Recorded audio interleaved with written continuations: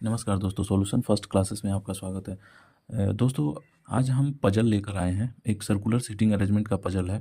Actually RPF exam, railway group D exam या फिर railway NTPC जो भी एग्ज़ाम हो रहे हैं उसमें रीजनिंग में इस तरह के पजल पूछे जा रहे हैं। और ये एक ही क्वेश्चन का पजल होगा, लेकिन आपके 2 या 3 मिनट ले लेंगे अगर, या इवन आपके 5-7 मिनट भी ये ले सकते हैं अगर आप इसमें एक्सपर्ट नहीं है तो दोस्तों आइए देखते हैं कि इस पजल को हम कैसे बनाएंगे।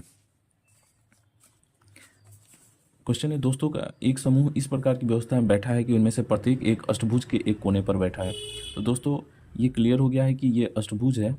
तो अष्टभुज का मतलब होता है 8 भुजा वाला। तो हम यहाँ पे अष्टभुज एक बना लेंगे। तो 3, 4, 5, 6, 7 और ये 8 हो गया, ये अष्टभुज हो गया। क्वेश्चन में है कि सभी केंद्र की ओर मुंह करके बैठे हैं।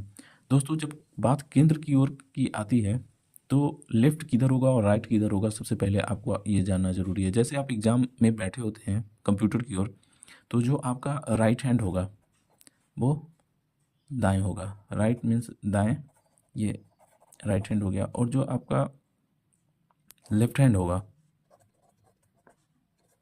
तो वो बाएं होगा। तो इसी तरह से हम चलते हैं लेफ्ट और राइट का कंसेप्ट जब सेंटर की ओर हो,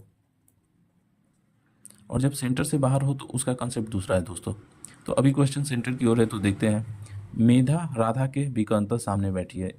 एक तो ये क्लू हुआ कि मेघा और राधा आमने सामने बैठे। विकंता मीन्स हो गया डायगोनल, जैसे ये एक डायगोनल हुआ, ये दूसरा डायगोनल हुआ, ये तीसरा हुआ और ये चौथा हुआ। तो डायगोनली बैठे हैं। तो सपोज हम यहाँ मेघा को रखते हैं, तो यहाँ पे राधा। उसके बाद नेक्स्ट जो क्लू है, ये तो हमने देख लिया कि मेघा राधा के विकंता, तो हमने मेघा राधा को आमने सामने बैठा दिया। अब इसमें आप ये भी बोल सकते थे कि राधा को इधर या इधर मेघा को कर सकते थे, लेकिन हम देखते हैं आगे क्या होता है। मेघा सीमा के बाईं ओर बैठी है।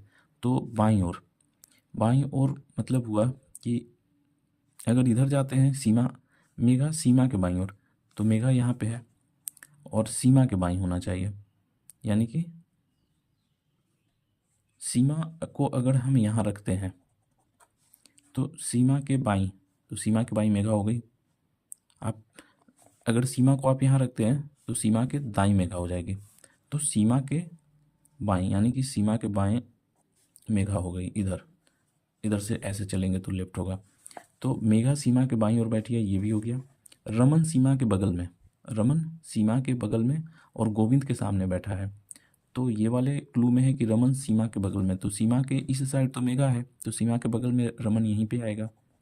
तो हमने यहाँ पे रमन को कर दिया सीमा के बगल में, और गोविंद के सामने बैठा है यानी कि गोविंद के डायगोनली, तो गोविंद